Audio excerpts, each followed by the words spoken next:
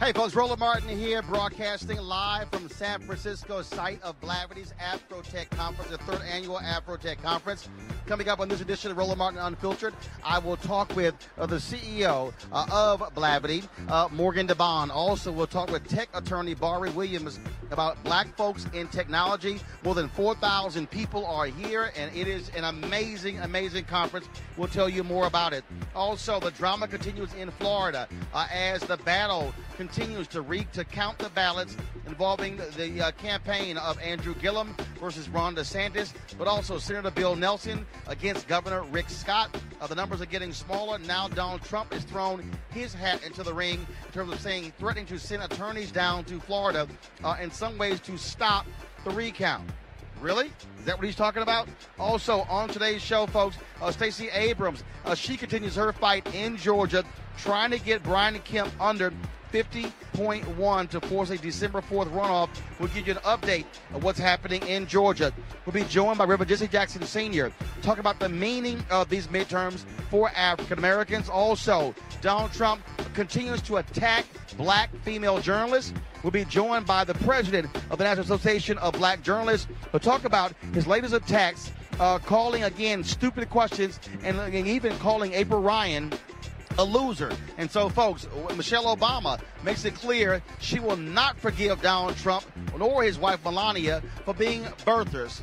We got all that and more. Folks, it's time to bring the funk from AfroTech here in San Francisco on Roland Martin Unfiltered. Let's go.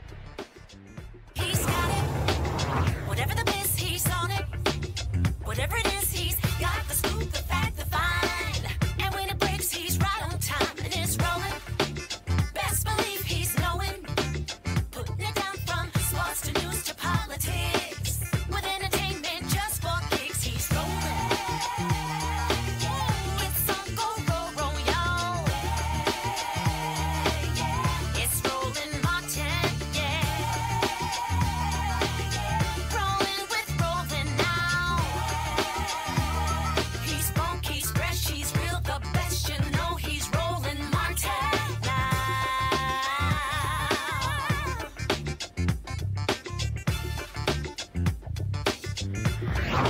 Martin. All right, folks, I'm here in San Francisco, site of the third annual AfroTech Conference. More than 4,000 attendees here. This is all about black folks in tech. AfroTech, hope you got that. Sitting with me right now is Morgan DeBond. She is, of course, the founder, one of the founders of Blavity, the CEO of the company. They're the ones who started this conference. And Morgan, as we look out here, companies from all over Silicon Valley, all kind of tech companies. You got Microsoft, you got LinkedIn, you got Google, you got eBay. Then, of course, companies like Target and Bank of America, and all down the line here, more companies are here. So is this a tech conference? Is it about startups? Is it about jobs? What actually is AfroTech? So AfroTech is a space that we've created for all of that, Roland. Like, it is, one, getting people into tech, two, teaching people who want to get into tech about how to find a job, how do you even do a coding interview, right? how do you pitch startups to investors? What does that vocabulary look like? So it's all about connections and learning, and also making sure that people feel seen and feel like they can share their stories in a place where they don't have to be scared about raising their hands about something that they don't necessarily know. No, Blavity started this. Okay, so is Blavity a tech company or is it a media company? Blavity is both. We are a tech company that focuses on media and content and creating platforms. And so this is a part of what you do. This thing has grown. This is the third year. You're in your third different place. And so if somebody's out there, they're watching this, who's a person that should be here? Oh man, there's so many people who should be here. That student sitting in Kansas City who is trying to figure out, okay, what do I do in my career? I don't necessarily want to go to Wall Street. I don't necessarily want to play ball. I don't necessarily, want to work at corporate at some of these companies. I want to start my own. So this is a great place to go and meet the top founders, people who've raised millions and millions of dollars at the age of 22, 27, 28 that look like you. This is also really great for those people who are working at some of these big tech companies who are thinking about, okay, what does it look like if I switch to a startup? What does that lifestyle look like? They get to see and they get to meet people and actually interact with them face to face and build a relationship. And so, first of all, you've had various CEOs who have been giving presentations, walking folks through who want to be entrepreneurs. Also, Common and Robert Glasper and others, they were also on stage as well. And so it's a good mix of folks who are here. Yeah, there's just so many different types of people who are here. I think at the end of the day, tech and culture, black people are early adopters of technology, right? We have the best content on Twitter, early adopters of Instagram, Periscope, Vine, Birds, Limes, right? Like, it is important that our community really considers tech as a part of our career trajectory and things that we can actually build wealth as we become owners in this country of different startups and different platforms. And so what's next for Blavity in terms of, obviously, you guys just completed a big round. You raised a bunch of money. And so what's next? So many things. More of this, a lot more of bringing people together, making sure that on the digital side, which is our main business, on our websites and our Instagram, we're making sure that we continue to tell the best stories and create opportunities for other people to use our platform to share their own stories. So obviously, video is a huge part of that as well. Y'all started that way, but then you reverted back to the traditional way. Yeah, we started video. Honestly, I was broke at the time, so we didn't have enough money to do a lot of the production that we needed to. We're actually opening up an office in Atlanta in a few months that's going to focus on engineering, design, data, and also some video. So we're looking forward to kind of going back to our roots. Yeah. Well, certainly glad to see you. Certainly thanks for inviting me. Glad to bring Roland Martin Unfiltered here as well. Certainly has been rather exciting seeing a lot of the folks who are here. And it's going to be a fun-filled weekend. Hey, I can't stay for the whole weekend. I got to go to Detroit. I got to go give a speech there. But we'll be sure to block off this weekend. So is it held at the same time every year? Same time every year here in the Bay Area. We have some big announcements that we'll be sharing soon about the future of what AfroTech looks like and how we'll continue to make sure that as many people as possible can come to it. So we look forward to being here next year. All right. Thanks for having me. All right, thanks so much. I appreciate it. All right, folks. Again, we're going to be here all day. Then, of course, I hit you to Detroit. Let's get into some other stories we've been covering. First of all, Florida is a huge, huge issue that's happening there. The Andrew Gillum campaign. He is focused on this whole recount. It has gotten down to the margins have shrunk in a significant way. And, of course, it has led to Republicans being, frankly, upset that with the recount. What's interesting is, as you look at what's going on, you now have the battle over Broward County. Donald Trump is saying that the head of the Broward County elections should be fired. Governor Scott, he is suing election supervisors in Broward and Palm Beach, alleging that they were doing things illegally. Scott's camp wants to invest the voting records. And so all of that is going on. All of that is going on right now. And again, Scott is also calling on Florida officials to investigate what is happening there as well. Even though no fraud has been found, they're making that allegation. And even Donald Trump, and today talking to reporters, is calling on law enforcement to investigate. The question is, investigate what? Andrew Gillum released a written statement yesterday. Today was the first day he actually made a public comment. He says all ballots must be counted. Hey everybody, it's Andrew Gill here, Mayor of Tallahassee, Democratic nominee for governor of the state of Florida. I want to start out by saying once again from the bottom of my heart and from the bottom of RJ's heart. I just spoke with Chris King and Kristen King. We're all so deeply appreciative of all of your support.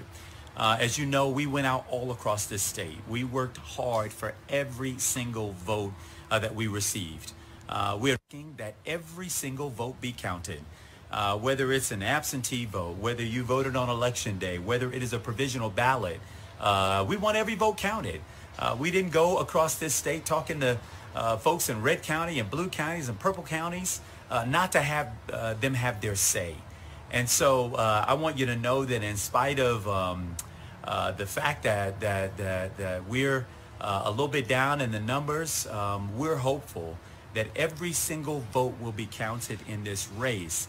And that way that all of us can walk away feeling extremely confident about what each and every one of us did to go out here and to have our say in this election. This election has never been about me. You heard me all along the trail talk about the fact that this is about us, that power sees nothing without a demand, that we've got to be willing to show up every single day and demand our seat at the table, where we're sitting at the table. And now it's important that we ensure that every vote be counted in this process. I'm so thankful again for everything that you've done to help us out along this way. I would be dishonest if I didn't say that this wasn't hard. This is extremely hard. But you know what? The fight for progress, the fight for change, the fight for what it is we want is hard. And that just means that you got to, again, stiffen your spine and square your shoulders to the task. I'm prepared to do that. We've been prepared to do that all along the way, and we're continuing that fight today. So all I've got to say is let's count every vote and let's bring it home. Take care, everybody.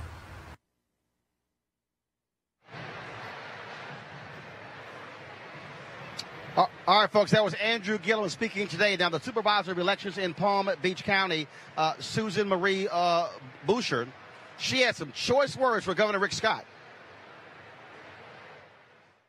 Very unfortunate that some of the highest elected officials in our country are trying to disrupt our democracy because they don't like the demographics of our voters. I would wish that they would allow us to continue to count the ballots. We're just doing our job in accordance with law. How is that disrupting you? It's not disrupting me. It's disrupting in the public. I want you to clarify when you talk about I'm not going to clarify that the demographics of our county, they don't like them, and you know why. All right, folks, so one of the issues that the folks have been facing is the authentication of provisional ballots. And the deadline has passed for most people to do so, but that's not the case in a couple of counties in Georgia, DeKalb County and Gwinnett County. This is what Stacey Abrams tweeted out earlier. DeKalb and Gwinnett County voters, if you cast a provisional ballot, you have until 8 p.m. today to go to your county election office and verify your ballot. Look up your office here. Questions? Call the protection hotline now, 1-888-730-5816, 1-888-730-5816. Now, counties expect to count what they have and certified results on Tuesday. Stacey Abrams and the third-party candidate need about 25,000 votes combined to force a runoff. Now, of course, that's a whole lot. However, what is happening there, this is a huge deal. And what they believe is that with the number of provisional ballots, also absentee ballots that are still being mailed in, such as military votes also that come in later, they believe they have a shot. Lawsuits are being filed there in Georgia. They are still pending. And so we have been talking with Black Voters Matter and others about this, and that's what's been going on there in Georgia. So battles taking place all across those two states because you still have contested elections, but not just there. You still have a contested election for the Senate seat in Arizona. They're still counting ballots there as well, and it's been going back and forth. The Democratic candidate, she is up in that race, and it's been back. She's been up, she's been down, she's been up, she's been down. Let's bring in our panel right now. Dr. Cleo Monago, social political analyst and activist. Kimberly Klacik, a conservative political commentator. Eugene Craig, Republican and CEO of the Eugene Craig Organization. Eugene, I want to start with you first off. And for all the folks there watching, understand it's very loud in here. And so if you see me holding my earpiece, it's so I can actually hear folks who are talking. Eugene, starting with you. When you look at all of these threats being made by Governor Rick Scott, by Donald Trump, when it comes to what's going on here, the bottom line is this is a very, very, very close election. And so they want all votes to be counted. Do you believe it is helpful to hear Rick Scott and Donald Trump threatening election officials in Florida? It's absolutely not helpful. I think they're very fearful. I mean, look, Rick Scott's holding on to a roughly 15,500 vote margin. DeSantis is holding on to roughly about 34,000 vote margin right now. And as provisional ballots and absentee ballots come in, especially from counties in South Florida and Central Florida, they know how those votes are probably going to break, and it's not going to be for them. But I do think the one major development of the day, Rick Scott, asked for the Florida Department of Law Enforcement to step in and investigate voter fraud. The Florida Department of Law Enforcement stepped in and said, hey, there will not be an investigation because we don't see any instances of voter fraud. All right, Kim, let's talk about the attitude there of, again, Scott and Donald Trump. Your assessment, do you believe that they are behaving properly by threatening Florida officials alleging fraud where there's no evidence? Well, no, that doesn't help any situation, obviously. But, I think what we're missing here is the fact that I think all of these men in this race, they're honorable stand-up guys. And I think they really want the truth. I think they want to know if they won fair or square. I don't think anyone wants to, go inside and say, hey, I'm sorry? Who's honorable and stand up? What's that? I'm sorry.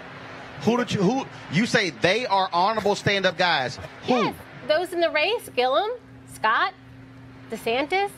Do you think they're not? Well, oh, no. I'm just making sure you weren't talking about Donald Trump, but go ahead. I'm talking about everyone in the race. They want to win fair and square. Nobody wants it to be pushed their way. They want to win fair and square. Well, Leo, I hope that's true, but I mean, not unless the people who are running against Gillum are doing a pushback to what Trump's doing.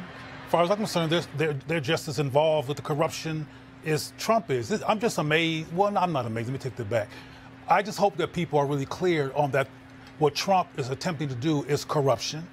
I want us to be real clear that we're not hearing things or our logic is not going off when we think that it's really strange to call actually counting the votes from citizens and see what the exact number is, calling that problematic and something to actually investigate. I want us to take advantage of our common sense and understand that that's crazy.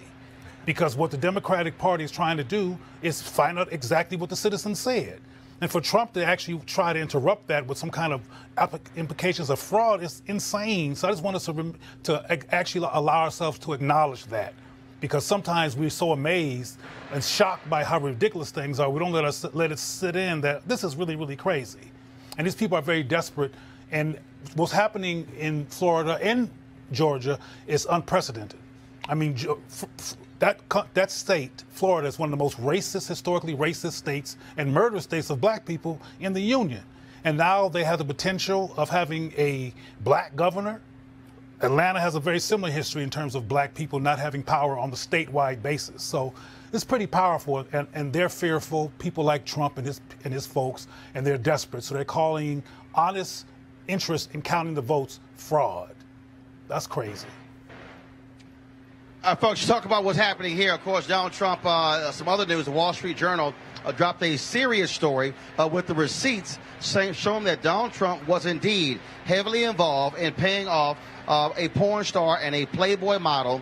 And, of course, he initially denied he had any involvement with that, said it was about Michael Cohen, but the Wall Street Journal, they're reporting that Michael Cohen told investigators that Trump was heavily involved in this. Now, Kim, let's just be honest.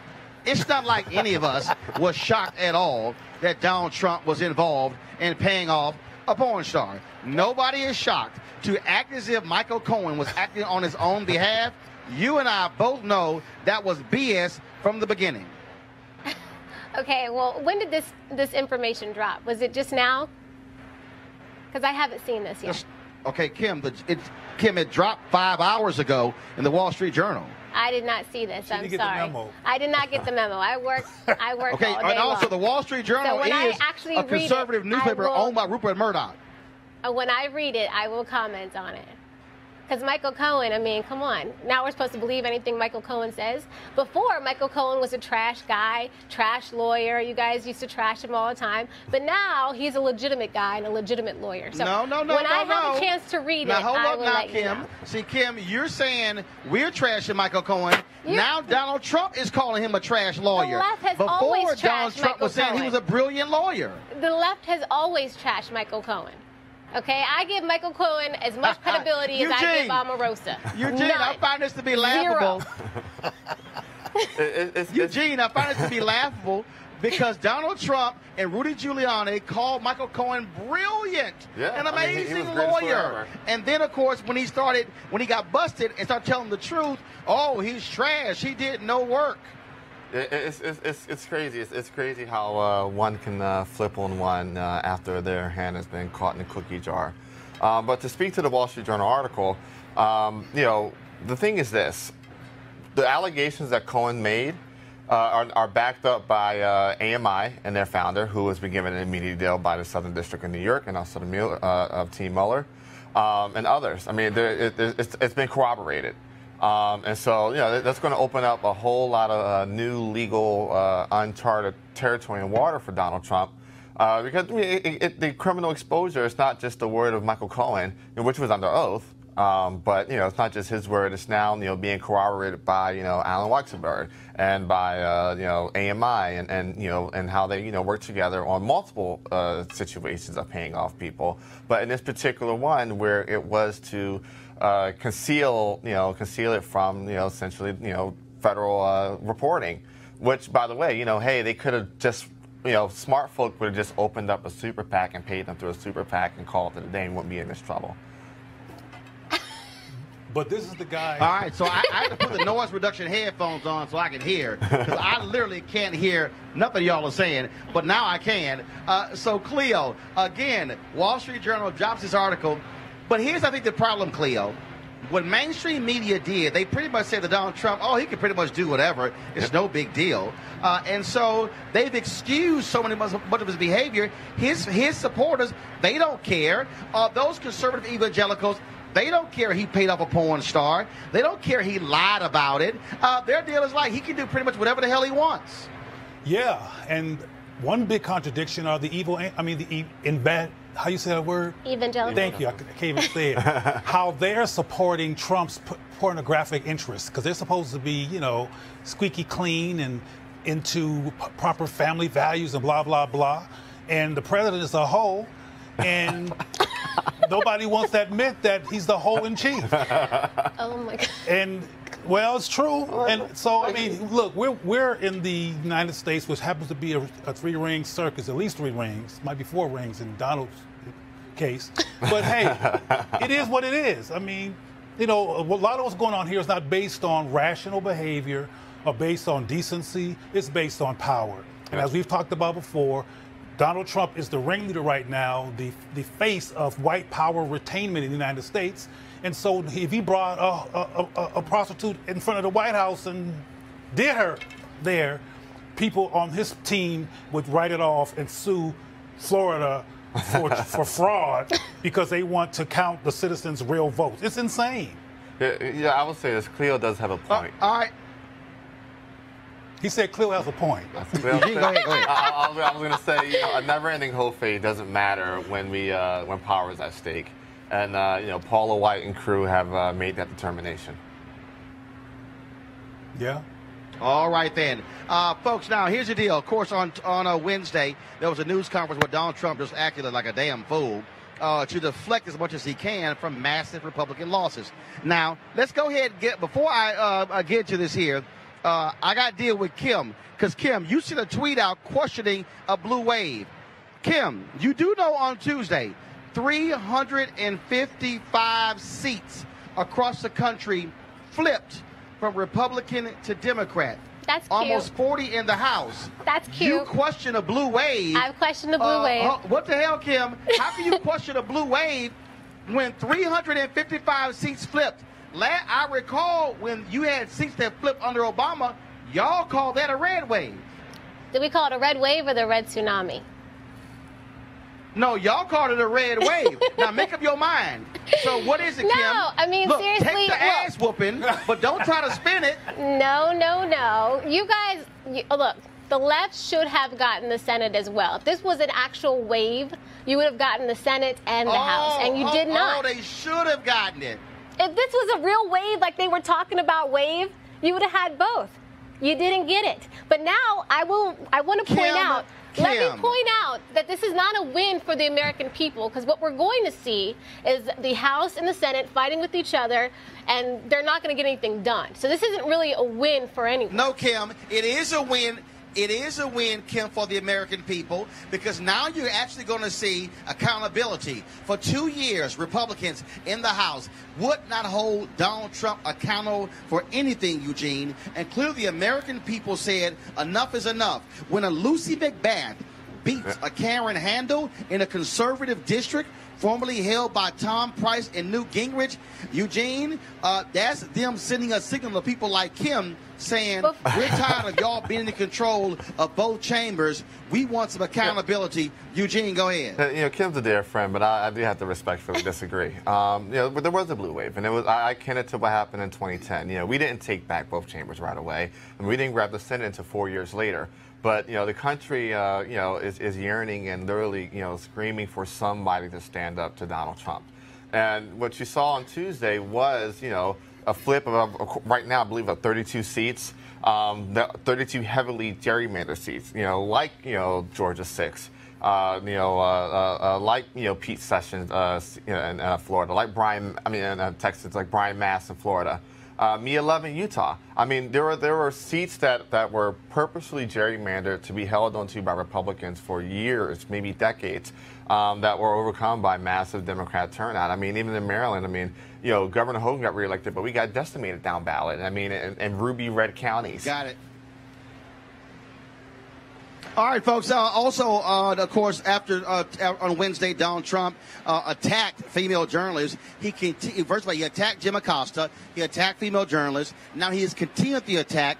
This taking place on today. Of course, remember Yamiche Alcindor, PBS NewsHour. He called one of her questions racist. Now he is blasting April Ryan of the American Urban Radio Networks, calling her a loser, and then tells Abby Phillips of the Washington Post that her questions are stupid. Really? Here is Phillips' completely reasonable and proper question to Donald Trump today. Do you expect Matt Whitaker to be involved in the Russia probe? Do you want him to? That's up to him. Do you want him to rein in Robert Mueller? What a stupid question that is. What a stupid question. But I watch you a lot. You ask a lot of stupid questions. Same thing with April Ryan. I watch her get up. I mean, you talk about somebody that's a loser. She doesn't know what the hell she's doing.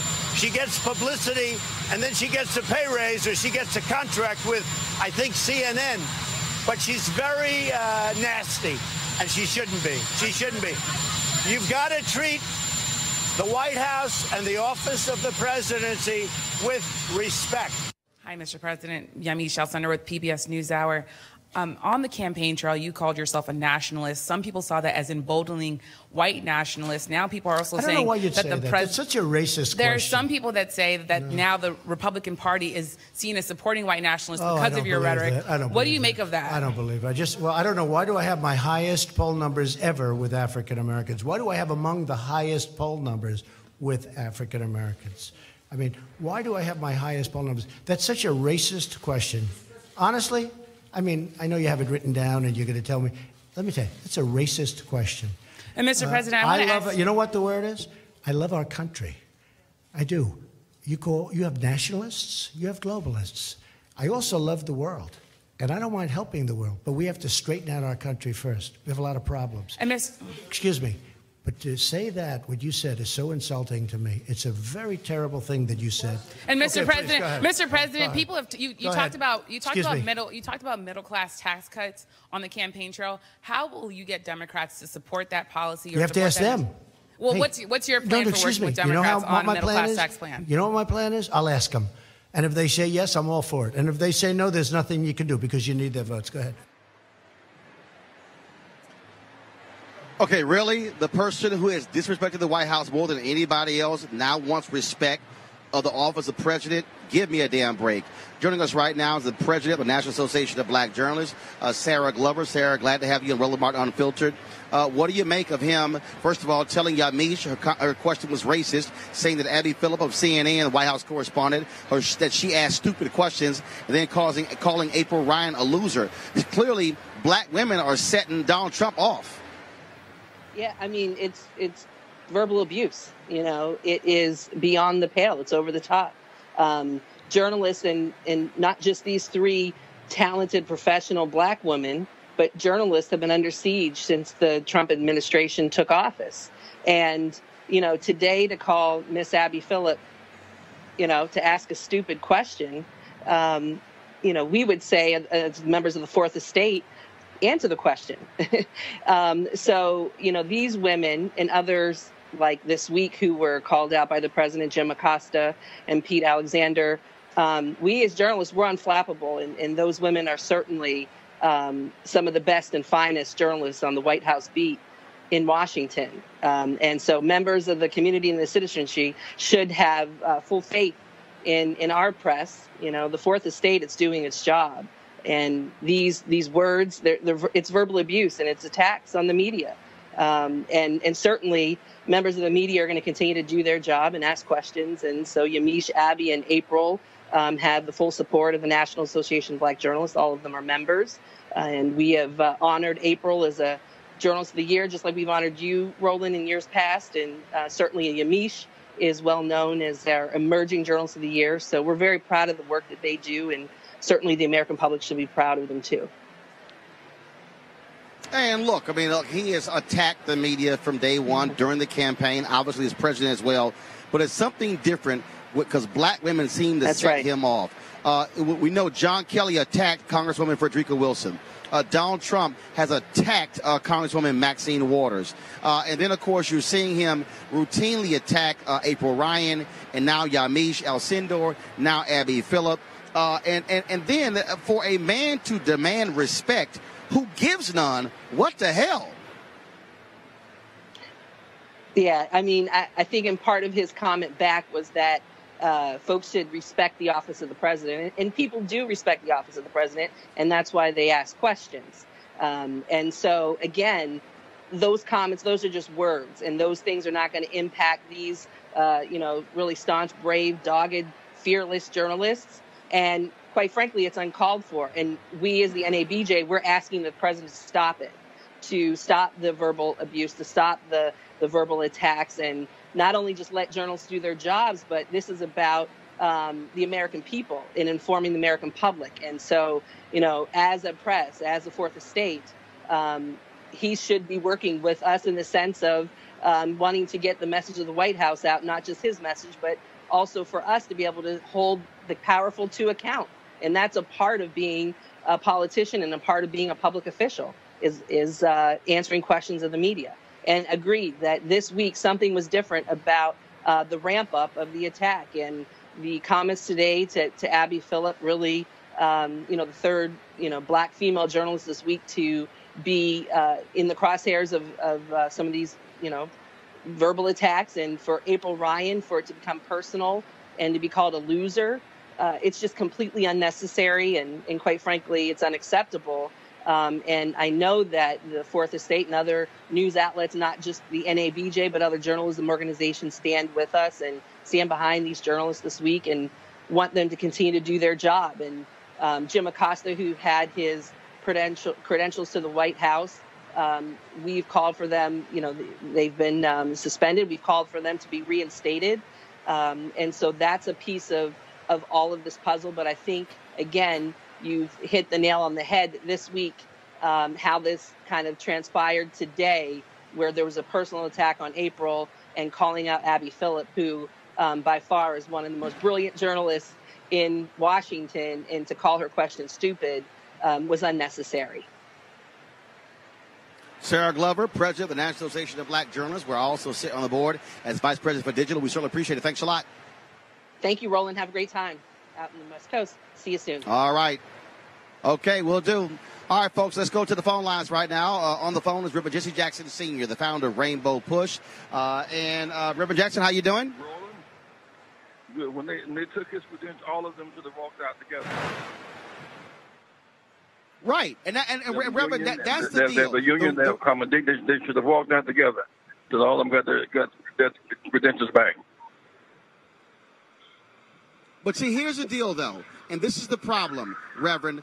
And they won't do it because during the election, when Donald Trump when they threw out Jorge Ramos out of a news conference, when he wouldn't give credentials to the Washington Post or to some other media outlets, the rest of the media people, they sat there, they were silent, they were like, well, this is unfortunate. No, they should have stood together and said, fine, you don't give a Jorge, you don't give the Washington Post credentials, we're going to pack up our cameras, we're going to pack up our laptops and march out of the door. That's how you respond to bullies.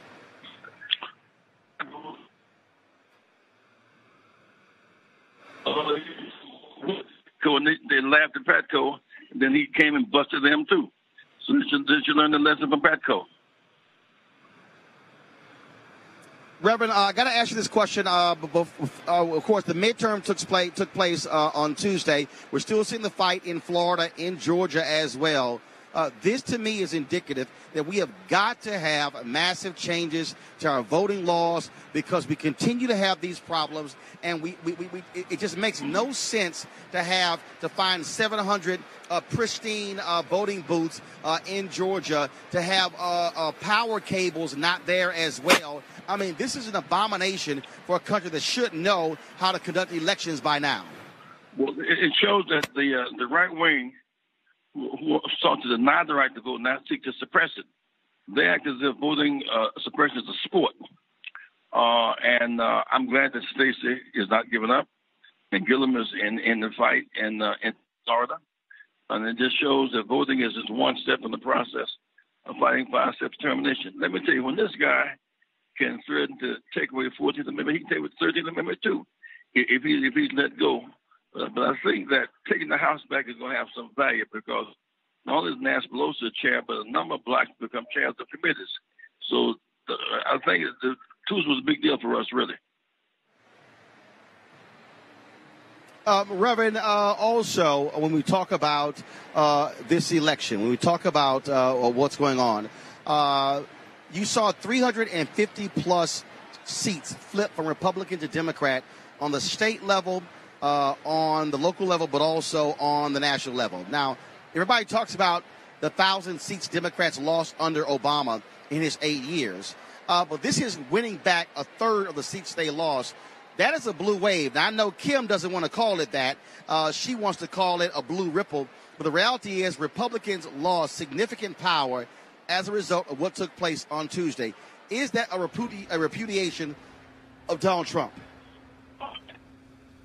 Even debate about is in the future. The positions that were won bottom-up school board seats and sheriffs and mayors, legislators, the huge sea shift and change this past Tuesday. Will be average.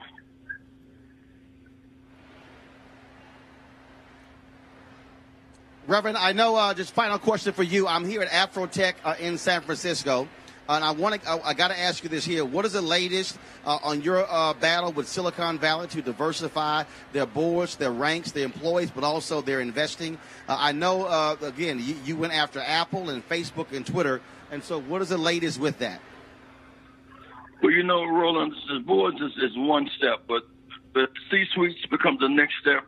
And professional services, advertising, marketing, professional services, where the new construction in these cities where we live in Africa. So we got to go to the urban dimension of it, and as well as Africa. There's no reason why an African nation would not invest in Silicon Valley. So they're public companies. Why can't they invest in them? And they ought to, and begin to get some of these companies located in Africa, as well as urban America. All right. Reverend Jesse Jackson Sr., we certainly appreciate it. Thank you so very much. All right. All right, real quick, want to go to my panel. So, Kim, I'll ask you, the only woman on the panel. Okay. No. If you want to come on the panel, then you got to answer some questions. You're the only woman on the panel. What do you make of Donald Trump attacking, saying Abby Phillip asks stupid questions all the time, calling April Ryan a loser, calling Yamiche Alcindor's question a racist question? Is that the kind of behavior? And then for him to demand respect, is that the kind of behavior a president should be exhibiting? Well, Does he embarrass you with what he did today with black women? I don't understand why people keep expecting something different from our president. He's consistent. This is him all the time. You didn't answer my question. Now, I'm didn't about answer to. my question. I'm about Are to. you, Kim? I'm about to answer you. Are you embarrassed by Donald Trump's attack on these 3 professional black women? Am I embarrassed by what Donald Trump does? No. I'm embarrassed about maybe what I would do or my husband, but Donald Trump does not affect me as far as embarrassment. Now, I will say. Okay, how about this here? I am not finished. Are you ashamed of of Donald Trump's conduct in how he is treating 3 black female journalists? I believe the way he spoke to Ms. Phillips was wrong. That was very wrong, and I actually feel really bad that that happened to her. Now, I will say on my personal account, when I met the president, he was nothing but very nice to me. And I wish somebody could go to my iPad. I'm not talking about when you met the president. We can go through all the pictures that we took together. I'm not talking about when you met the president. Kim, Kim, this is very simple. Yes. If I ask you before I go to Eugene, April Ryan. Kim, if President Obama talked that way to a female conservative reporter, would you have the same reaction you're having right now? Absolutely not. President Obama didn't speak this way. That would be shocking.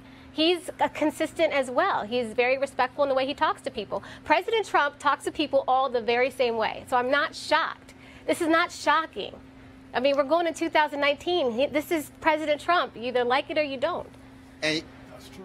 Well, Eugene, and that's the point right there. When people like Kim say it's not shocking, they have allowed this to become the norm, and it's an abomination how he treats black female reporters. Eugene? I agree. Abby Phillips, Yamiche, and April, they're folk that have not just changed the narrative and changed the game when it comes to black female reporters. They're folk that, we black Republicans reach out to and help us get our story out there, help us, strengthen some of our negotiating hands when it comes to some things. So I do think it's absolutely wrong, and I do think it's actually interesting that the president can, find time for racism when it comes to a question about white nationalists, but, it's both sides when it comes to Charlottesville, and it's both sides when it comes to everything else. But you ask him a question about white nationalism, and if he's stroking it and throwing gas on those flames, it's, oh, that's racist, which, is a tactic of white nationalists. Cleo, your comment before I go to a break. Well, let's be clear. Clearly, Trump does not know the definition of racism, because asking him a question about him making a comment about being a nationalist is not racist. And that sister who asked the question would have a difficult time, given her position in this country as a black woman, compared to people who are in power in this country, being racist. I mean, she can't be racist, so he doesn't know that. But, a lot of white supremacists always try to deflect their white supremacy racism with calling somebody else racist, and it's often irrational and ridiculous. But what always blows my mind about Trump is that he looks like a child. He acts like a spoiled child who had his candy bar taken away from him on an elementary school campus, and he's a child. But another issue that I constantly think about is that one of the first things that Nancy Pelosi said, now that there's more Democrats in the House, is we're not going to touch or do any kind of investigations or mess with Trump, not unless Republicans advise us to. That don't make no sense either. That makes about as much sense as Trump accusing the sister of racism. Why would you wait for Trump's cronies to push the button on his impeachment to consider impeachment? So there's a lot of mixed stuff going on here, and frankly, why some people back off from the voting process is because of these kind of optical contradictions. All right. Hold tight 1 second. Going to a break right now. We'll be back with more Roland Martin Unfiltered, broadcasting live from AfroTech here in San Francisco. Back in a moment.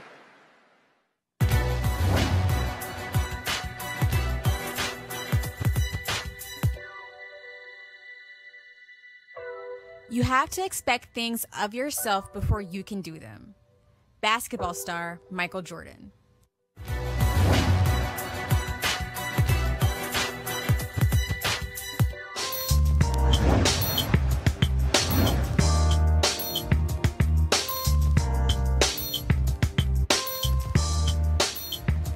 All right, folks, HBCU Giving Day, hashtag HBCU Giving Day. We're always, of course, focused on supporting HBCUs all across the country.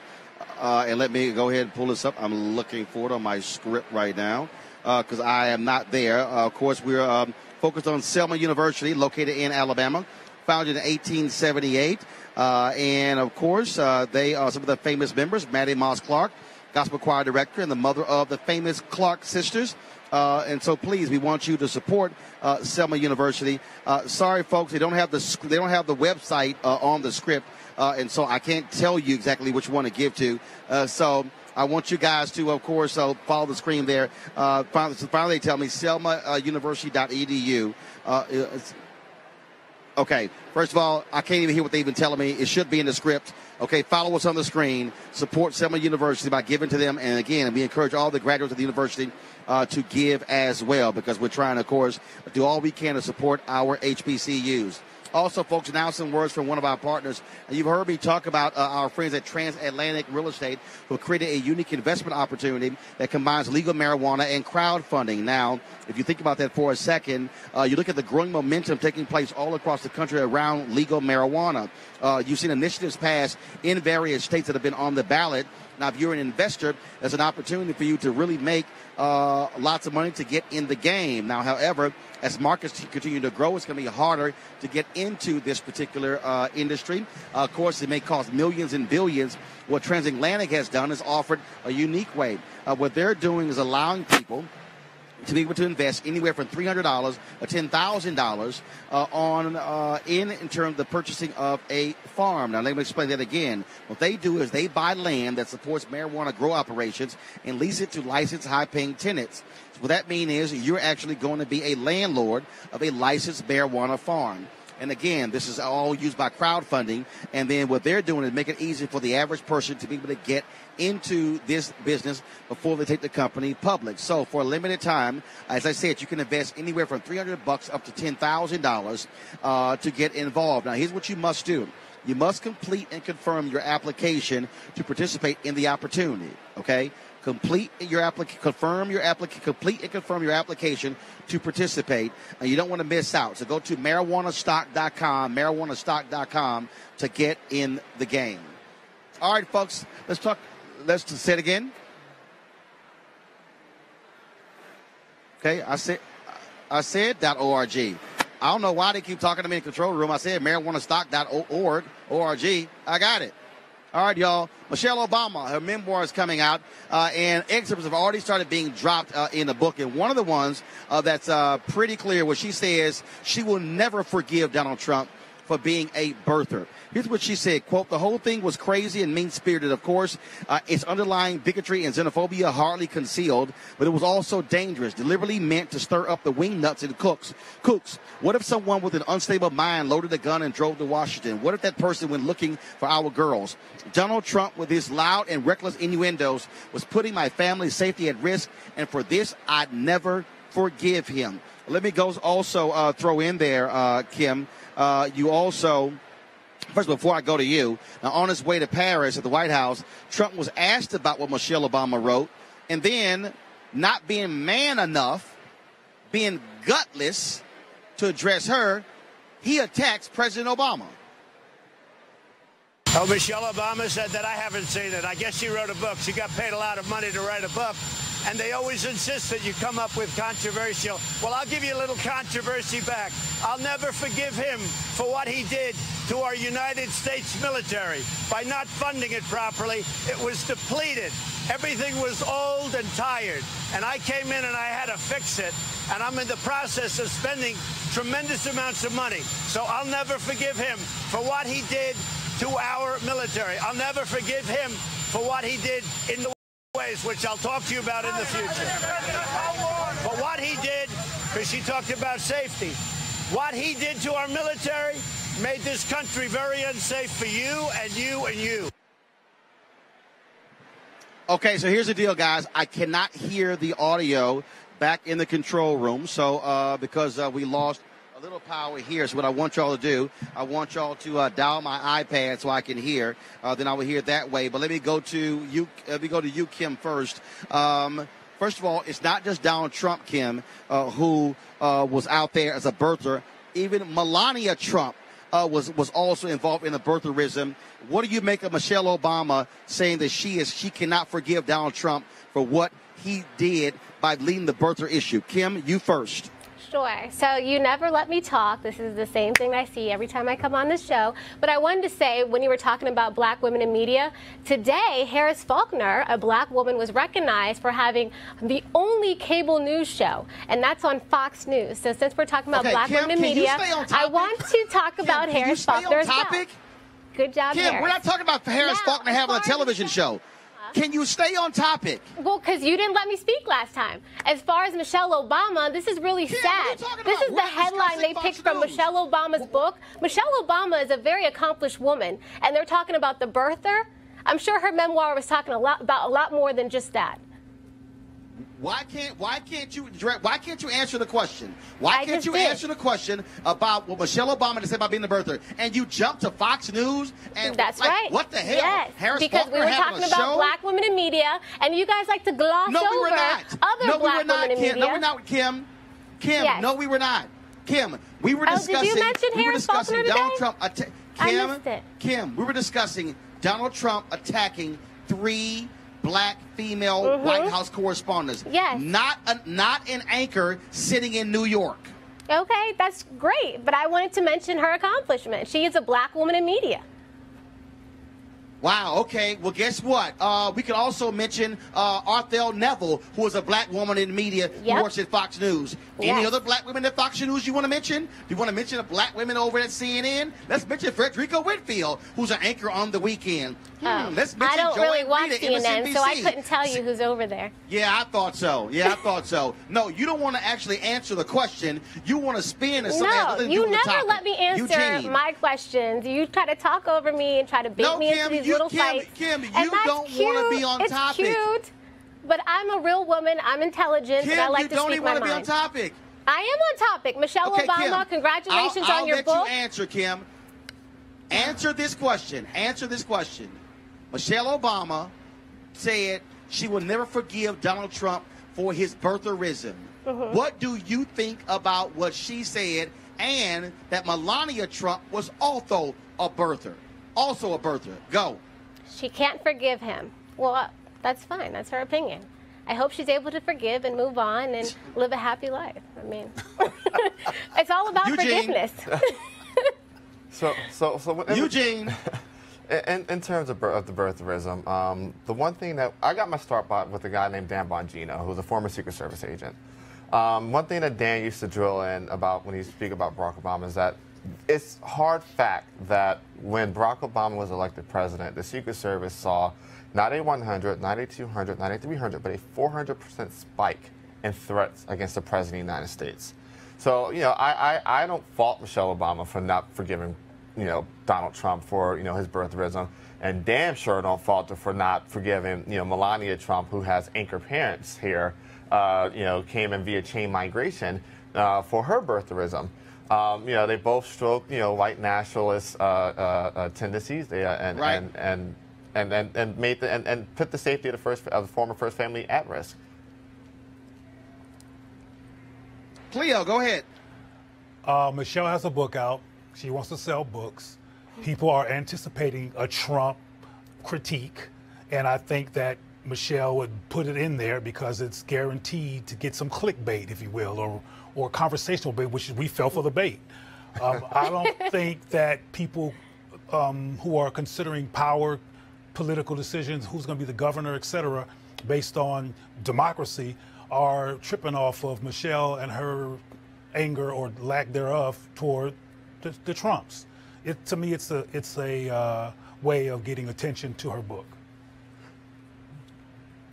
Well, first, obviously, that's what she does because she's writing a book. But I'll tell you right now, I'm with her 1,000% because one of the reasons why I will never stay at a Donald Trump hotel ever again after that birther crap, I told CNN point blank I was not going to stay at any of his hotels, or play at any of his properties, because what he actually did with that birther crap was despicable. And his wife also, Melania Trump, she also owes the Obama apology for her being involved in birtherism as well. That was absolutely shameful. And I'm not going to sit here and dance like Kim and bring up Harris Faulkner to talk when we're talking about well, you birtherism, should, because she's an accomplished black woman in media. Okay, but it has nothing to do with the topic. So, Kim, the way this thing works, you don't go. Kim, let's be real clear. You don't go on Fox News and just all of a sudden bring up something that had nothing to do with the topic. So if you're not going to do it on Fox News, you're not going to do it here. Do you ever bring up April? Well, Roland, I would like to say that Fox News gives me a chance to speak. I can finish my complete thought on Fox News. Oh, no, you get a chance to speak. I never get that chance here. I asked you a question. Well, I asked you a question. I never even got to answer about April Ryan. Oh, my God. You said, oh, my God, when did the article come out? I didn't even read it. So when I read it, I'm some valley girl. No. That's what you sound like. Oh, my. I do not. Don't look like a valley girl. Okay. Look, I do not. Oh, my God. Well, you want to do yours? All right. I'm going to ask you about this story here. Cleo, I want to start with you. Like, oh, my God. Like, I'm in San Francisco. You should be here with me. Everybody's a valley girl. What's going on here? Haters. Okay, gotcha. Cleo, I want to ask you about this here. Mississippi hospital worker, former cop Clayton Hickey. Guess what? Another white man, no job today. This idiot wore a Confederate flag with a noose on the T-shirt to the polls on Tuesday that said Mississippi Justice. Well, the hospital he worked at says you got to go. Well, the hospital has to do that because they have to CYA, and, you know, that's pretty inappropriate that he did that, frankly. But I'm from the school of, I like when white people are blatant and clear about their perspective as opposed to getting in my face, not telling the truth, and acting like they have another perspective. I think that's why we always get these polls wrong, or we believe in them and are shocked when they come out different than what we expect, like with Hillary, like with Gillum, like with Stacey, because we think that people say what they really mean, and they don't. I'm talking about people among whites who really want to keep white power sustained, but they'll claim publicly that they're going to vote for the black candidate. So I prefer people like this guy, you know, who are going to wear their flag on the front of their shirt so we can know what's going on. But of course he's going to be fired. I mean, the hospital wants to stay in business too. Okay, Kim, you get to talk about the dude wearing a T-shirt with a noose saying Mississippi Justice. Should he been fired? Of course. You think I'm going to defend a racist? Not publicly. No, I asked you a question. Okay, do you want to talk or not? This is a joke. She's not believing. This is a joke. This is a joke. You can go to somebody else, but this is a joke. Kim, I asked you the question, should he be fired or not? Absolutely, Roland, and I said yes. She said yes. No, but these are complaining, like, oh, you thought I wouldn't say that? Eugene, go ahead. The thing is this, you know, what we saw on Election Day, we saw a lot of despicable things in Mississippi. But the fact of the matter is this, you know, we got one more chance to clap back on a lot of the racism in Mississippi. There's 3 weeks from now, there's a runoff election. Mike Espy has a real shot at winning that U.S. Senate seat. So we really need, you know, black voters and you know, Republicans of conscience in Mississippi to really come out on the 27th, and at the end of November for the runoff election and help, you know, elect the 4th black U.S. Senator to the United States Senate. Well, again, for the folks who defend that racist flag, these are the kind of guys out there. This is the stuff they believe in and the stuff that they do, and so it's nonsensical. And so again, what I keep saying to all the white folks in America, if y'all keep messing up and y'all keep doing this stuff and keep losing jobs, I got no problem replacing y'all with black people. Yep. So please keep screwing up. Okay, all right, folks, that's it for us. Let's see. Kim, anything else you want to bring up that's not on the agenda since we are now in new business? Sure, yes. I would like to say for all those It's like in a meeting, old business and new business. For all those that are always shocked about Anything what President else, Trump says, you know, you shouldn't be shocked. He is consistent in who he is. Is he always right in what he does? No, he is not. But I would like to say that you should not be shocked. And also, I see a lot of people holding him to a higher standard than their own baby daddy. And to me, if you really think that President Trump... No, they're not. Yes, there are people that do. President Trump is his own person. We should be about legislation and furthering and advancing the black community. You shouldn't be worrying about President Trump and every little word he says. Well, we're not worried about every little word he says. You worry about him calling black women racist. Do you actually believe the stuff you say? I believe it wholeheartedly. Cleo, I got to give you the final comment. Go ahead, Super Black. Well, look, I'm just going to be repetitive in saying that we're in the era of the irrational white supremacist in chief. So I have to agree with what she said in terms of what else will we expect from Trump. Trump has been consistent. What's amazing, if you look at it logically, not if you look at it logically, it's not amazing, but what's amazing is that this man was acting like this before he became president of the United States, and he became the president of the United States after grabbing vaginas, etc. So come on, the man is consistent. You got to give him that. I mean, he's going to be a jerk and say stupid stuff and act like a child on those kids with the little beanie on their head who's pouting, a pouting angry white supremacist. And he's particularly upset right now because he wanted his people to railroad Atlanta and railroad Georgia, and that's kind of ambiguous whether he's going to get away with that dream or not. So he's upset, and maybe that woman who he confronted at the news conference looked too much like Stacey Abrams to him, so he went off on her. You know, who knows what's going on with crazy Trump? He's being Trump. That's all I got to say. Well, he is being Trump, and let me tell you right now, like I said, the reason I don't call him President Trump is because the day he decides to respect the office, then I will respect the office. I've always respected the office, but this man has no respect for the office of president, and so how he any excuses for him, and so I'm going to blast him at every turn. And so what he said about Abby Phillip, what he said about April Ryan, what he said to Yamiche Alcindor, how he treated Jim Acosta, what this man is, he is an ingrate in terms of how he treats people. He consistently lies. He lies on people. He makes stuff up. Hell, even in that whole point where he made up a Fox News poll saying 40% of black people approve him in the country. I emailed the White House and said, "Can y'all please show me any evidence where he got that from?" Guess what? They haven't responded to that email in several days. And so it's very simple. Donald Trump, how he disrespects people, how he disrespects black women. John Kelly is shameful because he never apologized to Frederica Wilson for lying on her from the White House podium. And I will not make excuses and normalize how this man treats women. He does not treat them with respect or decency. And so if he wants somebody to respect the White House and the office of president, he needs to learn to respect the American people. Thank our panel there. I appreciate it. Thank you so very much. Thank all the folks who were here at AfroTech. Again, folks, it is a packed conference, some 4,000 people. Follow them on Instagram, on Twitter as well. Afro.tech on Instagram. You can follow them at AfroTech on Twitter as well. They have videos and postings, things along those lines. Great to see so many African Americans in technology here at the conference. Right now, you see behind me, Felicia Butterfield-Jones, who is with Google. She's interviewing on stage former Obama senior advisor Valerie Jarrett. And so I'm going to go check out and see what they have to say. Folks, don't forget, subscribe to our YouTube channel, youtube.com/Roland S. Martin. Also, we want you to support us there as well.